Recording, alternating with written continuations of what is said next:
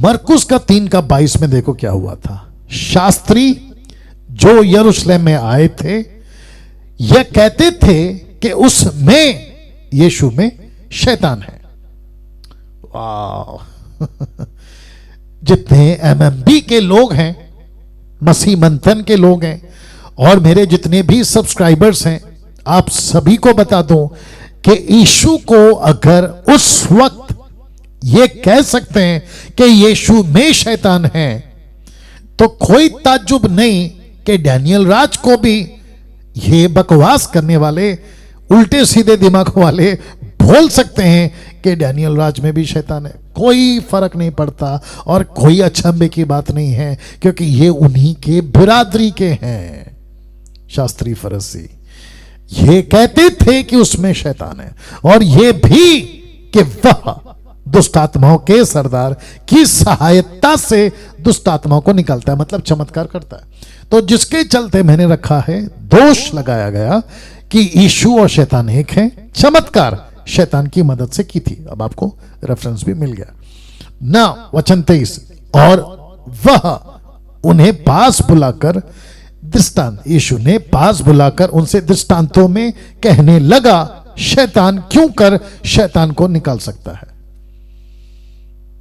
बाप रे बाप रे बाप रे, आप लोग समझ रहे हैं? शैतान खुद शैतान को क्यों निकालेगा? अगर मैं दुष्ट आत्मा को निकालता हूं, और अगर मैं दुष्ट आत्मा हूं, क्योंकि ऊपर का लाइन कहता है कि उसमें शैतान है, तो मैं खुद को क्यों निकालूंगा?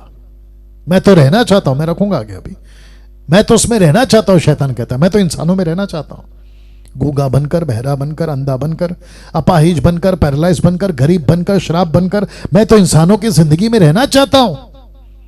और यही तो चल रहा है कुछ 6000 सालों से, जब से आदम जात बना है, आदम जात फैला है, तब से यही तो चल रहा है। तो यीशु कहता है शैतान क्यों कर शैतान को निकाल सकता है। क्या मूर्खता का प्रश्न था उन लोगों का, क्या मूर्खता की बातें थी उन लोगों की कि यीशु के अंदर शैतान है ना। वचन 24, यदि किसी राज्य में फूट पड़े तो वो राज्य क्यों कर स्थिर रह सकता है। अगर मैं शैतान हूं, मैं शैतान के राज्य में फूट क्यों डालूंगा। जानते हो ये बात करते वक्त में मुझे क्या समझ आ रहा है? मुझे यह समझ आ रहा है कि शास्त्री फरीसियों की बुद्धि को देखो क्या हो गया। उनकी जबान से जो बातें निकल रही हैं, वो बातें देखो कैसी बकवास वाली है। और ऐसी बकवास वाली बातें मैं भी सुनते रहता हूं, आप लोग भी सुनते रहते हैं। और जो गैर मसीह हैं, जिनके अंदर लूसीफर की आत्मा है, वो भी बकवास करते रहते हैं, या इन्हीं के बिरादरी के लोग। 25, यदि किसी घर में फूट पड़े तो वो घर क्यों कर स्थिर रह सकेगा। राज्य नहीं स्थिर रह सकता, घर स्थिर नहीं रह सकता। ये एग्जाम्पल दे रहे हैं। 26, यदि शैतान अपना ही विरोधी होकर अपने में फूट डाले तो वह क्यों कर बना रह सकता है, उसका तो अंत ही हो जाता। ये एग्जाम्पल देने की जरूरत क्यों पड़ी? ताकि जो उसके चेले थे वो समझें, जो भीड़ थी वो समझें। मुझे यहां पे क्या लग रहा है पता है? यीशु ने खुद को डिफेंड नहीं किया, मैं सही हूं, मुझ पर विश्वास करो। यीशु कह रहा है कि इनकी बकवास सुनो, बातों को परखो और देखो क्या कह रहे हैं, और इनकी बातों में कुछ भी अर्थ है। मैं भी वही कह रहा हूं। आप जब किसी की वीडियो देखते हो सोशल मीडिया पे, जो किसी भी खरे शिक्षाओं के विरोध में बात करते हैं, उनकी बातें सुनो, कोई लॉजिक है? हद होती है साहब। तो यीशु यहां पे कह रहा है, शास्त्री फरीसियों तुमको हो क्या गया है? अगर मुझ पे इल्जाम लगाना है तो लॉजिक वाला इल्जाम लगाओ, कुछ तो कनेक्ट हो। तुम जो कह रहे हो वो मैच नहीं करता। राज्य नहीं बना रह सकता, घर नहीं बना रह सकता। हम एक दूसरे के विरोधी कैसे हो सकते हैं अगर हम दोनों एक ही हैं? ऊपर की लाइन में कहते हैं इसके अंदर शैतान है, कैसे पॉसिबल है? अगर मेरे अंदर शैतान है और मैं शैतान की मदद से काम कर रहा हूं, तो मैं उसी का विरोधी क्यों? हद हो गई साहब, कुछ सेकंड दीजिए।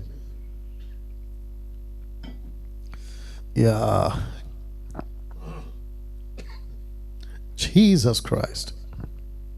वचन 27 दोस्तों, किंतु कोई मनुष्य किसी बलवंत के घर में घुसकर उसका माल लूट नहीं सकता जब तक कि पहले उस बलवंत को ना बांध ले, तब उसके घर को लूट लेगा। इसका मतलब क्या पता है?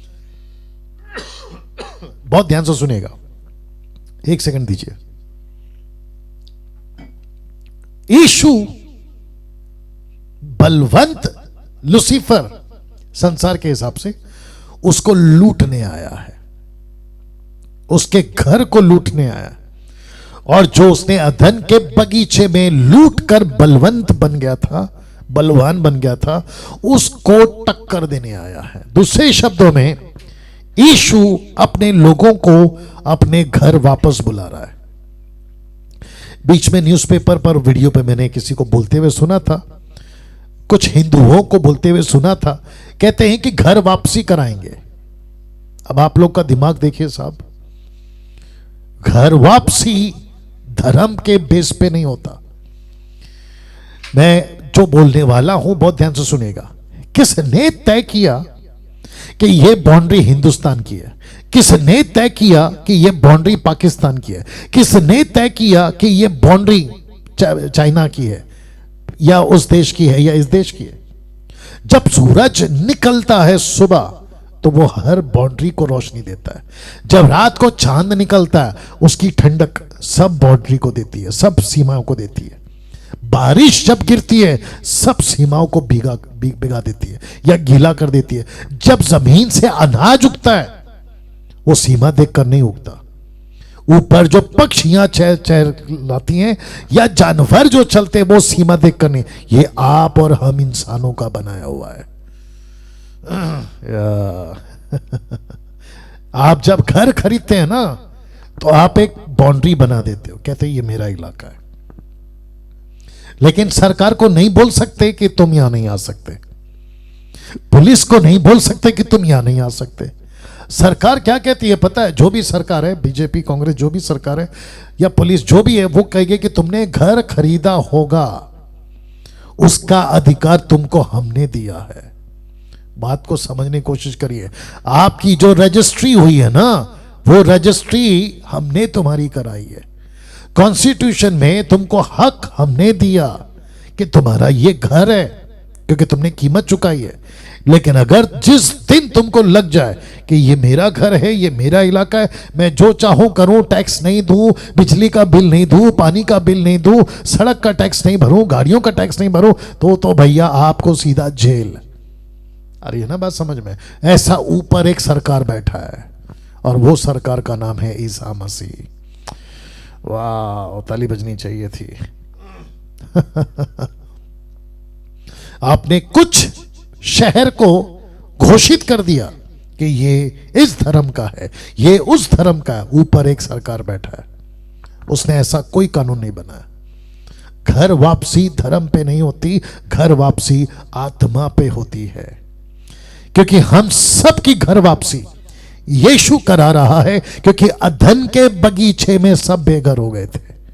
आत्मिक बातें हैं, आत्मिक लोगों को समझ आएगी। जिसको नहीं समझ में आती माथा खराब कर लोगे, तुमको कभी नहीं समझ में आएगा। और मेरे साथ में बहस की बात भी मत करिएगा, क्योंकि बहस के सामने बीन बजाने का कोई मतलब नहीं है। आगे आप लोग समझदार हैं, हद होती है साहब आप लोगों की भी। घर वापसी धर्म के बेस पे नहीं होती, घर वापसी आत्मा के बेस पे होती है। क्योंकि तुम जब तक जिंदा हो, तुम्हारा नाम संतोष, तुम्हारा नाम सलीम, तुम्हारा नाम पीटर। लेकिन जिस दिन तुम मर जाते हो तो दफनाए या जलाए जाते हो, खत्म। तुम्हारी जो स्पिरिट है ना, वो हिंदू, मुस्लिम, पारसी, बुद्धिस्ट, जैन के हिसाब से नहीं चलती, यहूदी के हिसाब से नहीं चलती। वो ऊपर जो सरकार बैठी है ना, उसके हिसाब से चलती है। तो घर वापसी, तो यीशु कहता है बलवान का घर लूट लूंगा, यानी शैतान का घर लूट लूंगा। वचन 28, पर तुमसे सच कहता हूं, मैं तुमसे सच कहता हूं कि मनुष्यों की संतान के सब पाप और निंदा जो वे करते हैं क्षमा की जाएगी, परंतु जो कोई पवित्र आत्मा के विरुद्ध निंदा करे वह कभी भी क्षमा ना की जाएगी, वरन वह अनंत पाप का अपराधी ठहरता है। क्योंकि वे ये कहते थे कि इसमें अशुद्ध आत्मा है। वो कहते थे कि यीशु में दुष्ट आत्मा है। आपको पता है, एक वचन रख रहा हूं, 1 यूहन्ना 5:16-17, पाप ऐसा भी होता है जिसका फल मृत्यु है। इसके विषय में मैं विनती करने के लिए नहीं कहता। सब प्रकार का अधर्म तो पाप है, परंतु पाप ऐसा भी है जिसका फल मृत्यु नहीं। इसका मतलब है कि ऐसा भी पाप है जिसका फल मृत्यु है, ऐसा भी पाप है जिसका फल मृत्यु नहीं है। वो कौन सा पाप है जिसका फल मृत्यु है? पवित्र आत्मा की निंदा, यीशु की निंदा। मैं तुमसे सच कहता कि मनुष्य के संतानों के सब पाप और निंदा जो करते हैं क्षमा की जाएगी, पर पवित्र आत्मा की निंदा, क्योंकि वो क्या कहते थे कि यीशु में शैतान है, ये लोग क्या कहते हैं कि डैनियल राज में शैतान है, ये लोग क्या कहते हैं खरी शिक्षा जो देते अलाना फलाना वो गलत है, तो तुम बचो, क्योंकि वचन कहता है पापों की क्षमा नहीं है, ऐसे पापों की क्षमा नहीं है। बड़ा मजा आता ना यूट्यूब चैनल पे अपनी वीडियो अपलोड करने, जिसको तो मैं देखता तक नहीं हूं। बड़ा मजा आता ना आप लोगों को किसी विरोध में, किसी के बारे में इतना सा वीडियो उठाकर बनाकर डाल देने में।